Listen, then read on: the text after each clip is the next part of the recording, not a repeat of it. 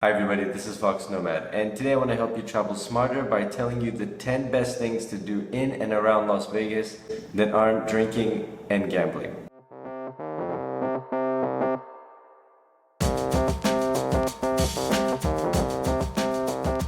So the reason I wanted to talk about this was a lot of people think that Las Vegas is just casinos, it's just gambling and drinking and look at this place, it's made of money. And one big sort of frat party. But actually there's a lot of things to do around Las Vegas if really that's not your scene. So if you're more of an outdoorsy person and the casino lifestyle just doesn't seem to suit you, then Las Vegas is actually a great destination to visit. There are a lot of great places to see. And generally when people ask me what's the best place to go in Las Vegas, I always say, first of all, if you're gonna take some side trips, if you want to get out of the casino, the first place to go is the Hoover Dam. Which sounds very boring, it doesn't seem very interesting to go to a dam. Boring! But trust me, I don't have any good video clips of it, but it's really impressive. So I think if you're gonna pick one thing, you want to get outside of Las Vegas a little bit, the Hoover Dam is the first thing to do. Second thing is Red Rock Canyon, which is very close to Las Vegas. It's also about 30 minutes away. You drive out and it's just absolutely gorgeous. It's not a lot of hiking if you don't want it to be, so essentially there's this loop that goes around and you can drive and stop off and take pictures. It's really friendly for people who aren't maybe in the best shape or who don't want to walk a lot. So it's really accessible.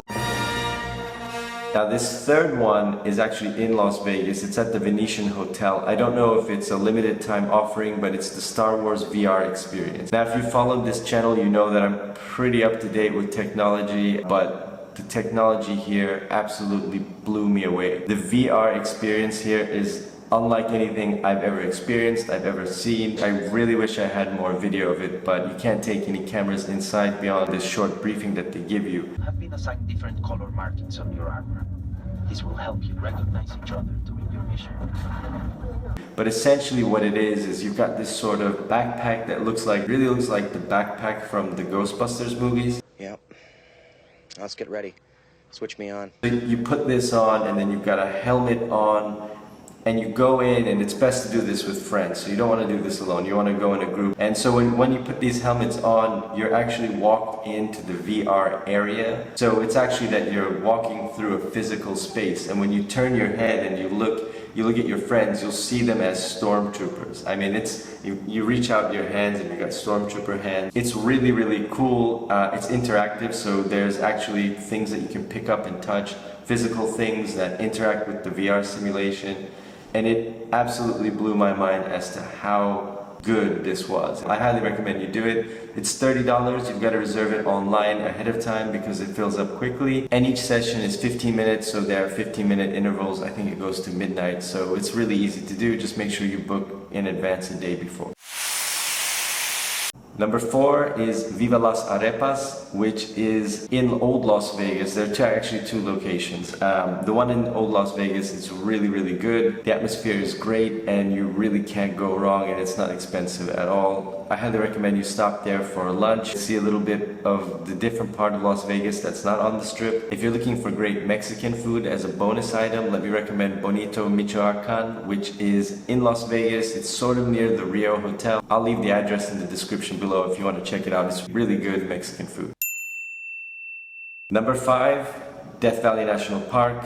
It's a little bit more of a drive. It's about 2 hours away from Las Vegas. It's pretty intense, let me say it that way, which sounds kind of stupid probably to a lot of you, but I didn't realize how absolutely hot it would be. I just gotta tell you, it's no joke out here. Especially if you go down to the salt flats which are there. Make sure you bring water with you, a lot of water. Probably shouldn't do what I did, which is go in the middle of the afternoon.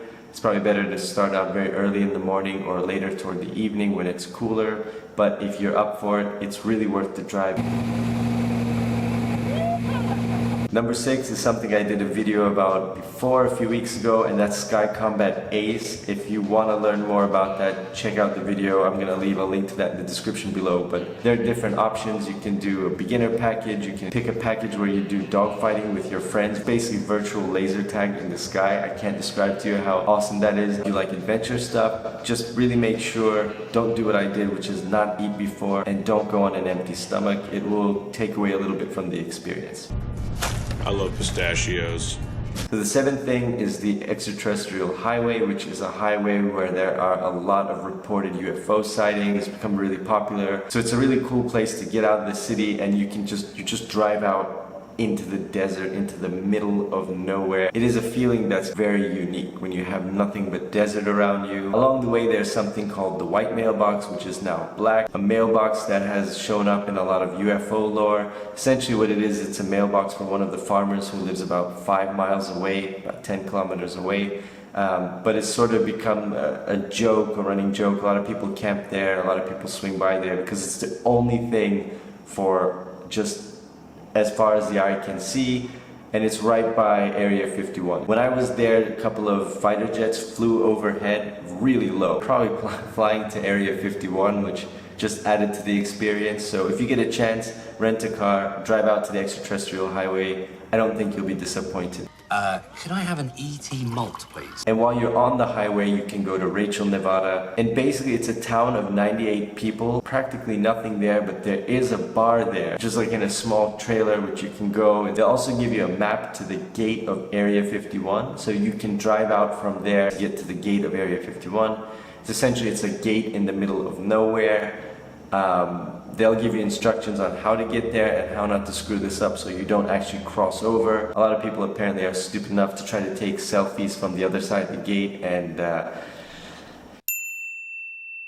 and finally, number 10 as a bonus is the Grand Canyon. In particular, that's the Grand Canyon West. It's the only point on the Grand Canyon which can be done as a day trip from Las Vegas. It's about a 2.5-hour drive, and entry into the park from there is about $50. Once you're inside, there's a hop-on, hop-off bus which takes you to several different points on the Grand Canyon. There's also a gift shop at the end, and you can stay as long as you like throughout the day and then drive back to Las Vegas. Like I said, it's about 2.5 hours. If you're planning to hike the Grand Canyon, your best bet is to stay overnight and not do it as a day trip. You don't have much time during the day when you're there if you're driving from Las Vegas. Once you get there, you'll go to the points, take your pictures, walk around a little bit, and by then it's about time to go home.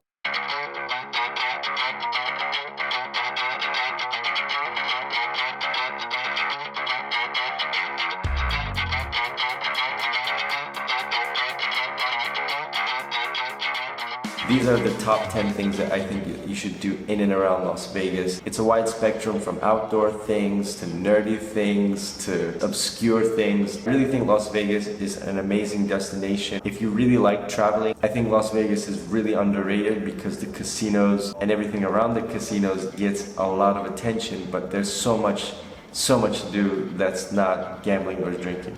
However, if you do like gambling and drinking, there's plenty of that too, and that also can be a lot of fun. So let me know what you think of this in the comments below. If you've got any suggestions for things to do in Las Vegas, feel free to let me know as well. And if you like this video, please give it a thumbs up. And if you really like this video, please hit the subscribe button. I'll have new videos for you every week. Thanks again for watching, and I will see you in the next video.